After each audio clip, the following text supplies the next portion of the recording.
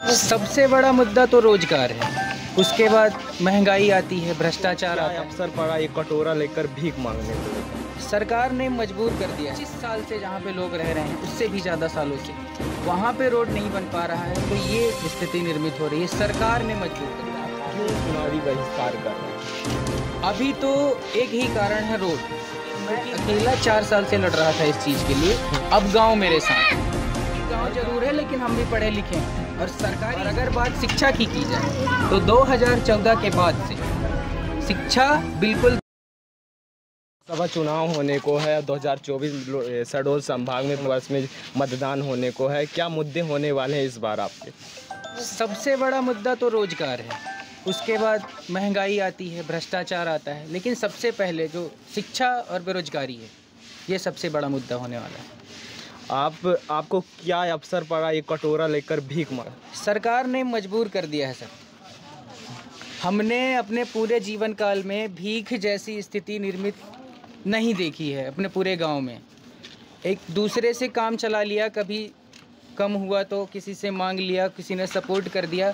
मगर आज जब हम सक्षम हैं, उसके बाद भी जब हमारे 5 ट्रिलियन की इकोनॉमी की बात करी जाती है हमारे सरकार के द्वारा, वैसी स्थिति में 25 साल से जहाँ पे लोग रह रहे हैं, उससे भी ज़्यादा सालों से वहाँ पे रोड नहीं बन पा रहा है, तो ये स्थिति निर्मित हो रही है। सरकार ने मजबूर कर दिया है। आखिर आप क्यों चुनावी बहिष्कार कर रहे हैं?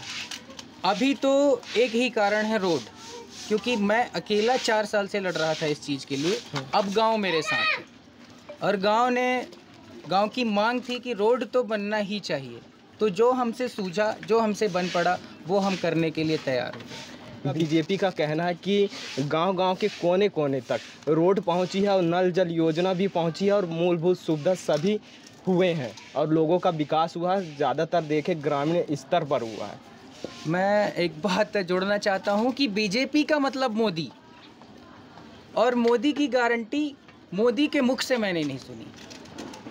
ऐसा कभी नहीं हुआ भारत के इतिहास में, 75-80 साल का इतिहास आज़ाद भारत का, ऐसा कोई प्रधानमंत्री जिसने अपना प्रेस कॉन्फ्रेंस न करा हो। इलेक्टोरल बॉन्ड देखिए, गांव जरूर है, लेकिन हम भी पढ़े लिखे हैं और सरकारी स्कूलों में पढ़े हैं। बीजेपी का इलेक्टोरल बॉन्ड है।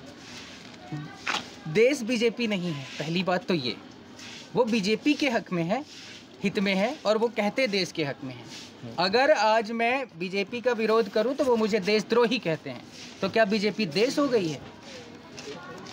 बीजेपी देश नहीं है, इसलिए उनकी बातें सब जुमलेबाजी हैं। अगर हिम्मत है तो वो पत्रकारों को तो छोड़ दें, मीडिया को छोड़ दें, जनता के सवालों का जवाब दे दें एक बार। आग्रह, अनुरोध, चैलेंज, जो समझना है समझें। शिक्षा व्यवस्था की बात करें, मध्य प्रदेश की बात करें तो कैसी है, और स्वास्थ्य व्यवस्था की बात करें अनूपपुर ज़िले की खास तौर पर कैसी? आप लोग तो रिपोर्टिंग करते रहते हैं, आए दिन आप लोगों को इसी जिला अस्पताल में कोई ना कोई घटना ऐसी मिल जाती होगी जो इस बात को प्रदर्शित करता है कि स्वास्थ्य व्यवस्थाओं के क्या हालात हैं। अभी कुछ लोगों को जेल हुआ है, स्वास्थ्य विभाग से रिलेटेड लोगों को, उसका भी आप लोगों ने रिपोर्टिंग किया ही होगा। तो इससे पता चलता है कि स्वास्थ्य विभाग की क्या स्थिति है। और अगर बात शिक्षा की जाए तो 2014 के बाद से शिक्षा बिल्कुल धराशायी हो चुकी है देश के अंदर। पूंजीवाद की तरफ देश जा रहा है। कुछ लोगों को पूंजी से लैस करके उनको देश बनाया जा रहा है। कुछ लोग देश नहीं हो सकते। भारत का मतलब भारत के अंदर रहने वाला हर व्यक्ति है, वहाँ का हर प्राणी है, वहाँ का जंगल है, वहाँ की ज़मीन है, वहाँ की भूमि है। आपने तो चुनावी बहिष्कार किया है, और क्या आप इस बार सरकार बदलने वाले हैं कि आपकी मूलभूत सुविधा पूरी नहीं है, रोड नहीं तो वोट नहीं? अब ये तो मतदान के ऊपर है, कितने लोग अट्रैक्ट हैं, क्योंकि आज के डेट में सोशल मीडिया या फिर आप लोग की गोती मीडिया है, तो उस स्थिति में लोग बहुत जल्दी भ्रमित भी हो जाते हैं, तो कह नहीं सकते। हालांकि जनता जो है वो बदलाव के मूड में। क्या इस बार 400 पार? बिल्कुल नहीं, मैं नहीं मानता इस बार। क्यों?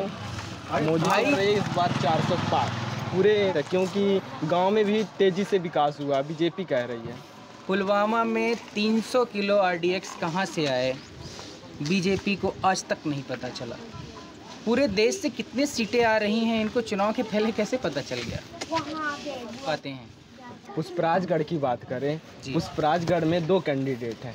एक बीजेपी से है हिमाद्री सिंह, जो वर्तमान की सांसद है, उन्हीं का चुनाव हो रहा है लोकसभा का, और कांग्रेस से है फुंदेलाल सिंह मार्को। कोई आप तक चुनावी बहिष्कार कर रहे हैं, कोई आपके पास आए? और बात करें शहडोल संभाग में रोजगार की व्यवस्था सांसद जी ने की, और क्या आपके बीच आए हैं? सांसद जी तो सांसद रहते हुए कभी नहीं आई, उनके घर के ही हालात बहुत ख़राब हैं तो वो घर में ही रहती हैं। रही बात फुंदेलाल जी की, तो उनका फ़ोन कॉल आया था, वो स्वयं तो नहीं आए, मगर उन्होंने फ़ोन किया था कि वो जानते भी हैं व्यक्तिगत तौर पे, तो उन्होंने यहाँ की स्थिति को जाना था हमसे फ़ोन कॉल पे, आए नहीं हैं अभी तक। अनूपपुर में सड़क निर्माण को लेकर अड़े ग्रामीण, लोकसभा चुनाव का ग्रामीणों ने किया बहिष्कार। जनपद पंचायत जतहरी अंतर्गत ग्राम पंचायत ताराडांड के ग्रामीणों द्वारा सड़क न होने व अन्य समस्याओं को लेकर लोकसभा चुनाव का किया बहिष्कार। उन्होंने पोस्टर के माध्यम से अपना विरोध जताते हुए रोड नहीं तो वोट नहीं का नारा प्रस्तुत किया। गांव के मोहल्ले व मुख्य मार्ग तक पहुंचने के लिए सड़क न होने के कारण अपना विरोध जताया। जिला प्रशासन से अपील करते हुए ये मांग की है कि जल्द ही सड़क का निर्माण कराया जाए, नहीं तो लोकसभा चुनाव में वोट नहीं करेंगे। अनूपपुर जिले के जतहरी विकासखंड अंतर्गत ग्राम पंचायत ताराडांड में सड़क निर्माण न होने पर ग्रामीण नाराज हैं। लोकसभा चुनाव का ग्रामीणों ने किया बहिष्कार। ग्रामीणों का कहना है कि कई बार सड़क की समस्या बताई गई लेकिन कोई कार्रवाई नहीं हुई। अनूपपुर जिले के जतहरी जनपद अंतर्गत ग्राम पंचायत ताराडांड में स्थानीय ग्रामीणों ने सड़क निर्माण न होने पर नाराजगी जताई है। जिला निर्वाचन अधिकारी कार्यालय में सूचना दी गई। लोकसभा चुनाव का ग्रामीणों ने किया बहिष्कार। मामले के संबंध में शिकायत में ग्रामीणों ने बताया कि ग्राम पंचायत के वार्ड क्रमांक 2 बैरहनी टोला में कई वर्षों से ग्रामीण निवास कर रहे हैं। यहां आज तक आवागमन के लिए सड़क का निर्माण नहीं किया जा सका है।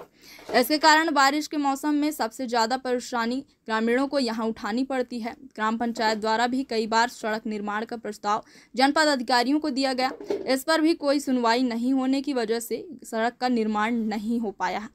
इसी वजह से आक्रोशित होकर ग्रामीणों ने लोकसभा चुनाव का इस बार आपका क्या मुद्दा होने वाला है? लोकसभा चुनाव होने को है और प्रथम चरण में शहडोल संभाग में है, और एक आप अनूपपुर जिले से आते हैं। आखिर क्यों रोड नहीं तो वोट नहीं, क्यों बहिष्कार कर रहे हैं, और अब क्या बड़ा मुद्दा होने वाले हैं और क्या परिवर्तन करेंगे इस बार सरकार? भैया, रोड नहीं तो वोट नहीं अपना इसलिए है कि हम वोट देते हैं सरकार बने एक अच्छा व्यक्ति सरकार बने, हमारे एक अच्छा प्रतिनिधि है जो हमारी समस्याओं को जाने और हमारे लिए काम करे, जो हमें ज़रूरत है, बेसिक ज़रूरत है। जैसे हमें अभी रोड चाहिए वहाँ पे, ठीक है ना।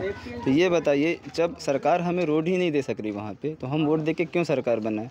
क्या करेंगे हम वोट दे के, ठीक है ना। बस इसीलिए अपना स्लोगन है, रोड नहीं तो वोट नहीं।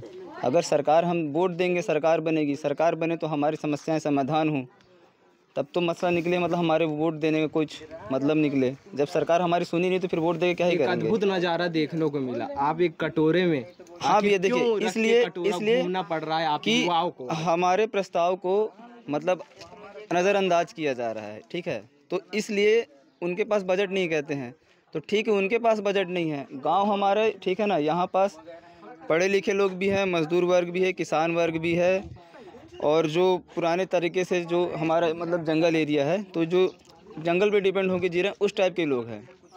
कटोरा लेके हम मांगे हैं, कटोरे में 10 रुपये भी दिया है आदमी, ठीक है ना। जिसकी जितनी सामर्थ्यता थी उसने उतना रुपये दिया, चाहे वो मजदूर वर्ग हो चाहे किसान वर्ग हो, ठीक है ना। आप ये सोचिए कि 200 रुपये की मजदूरी करने वाला व्यक्ति भी खुशी खुशी 10-20 रुपये दे रहा है।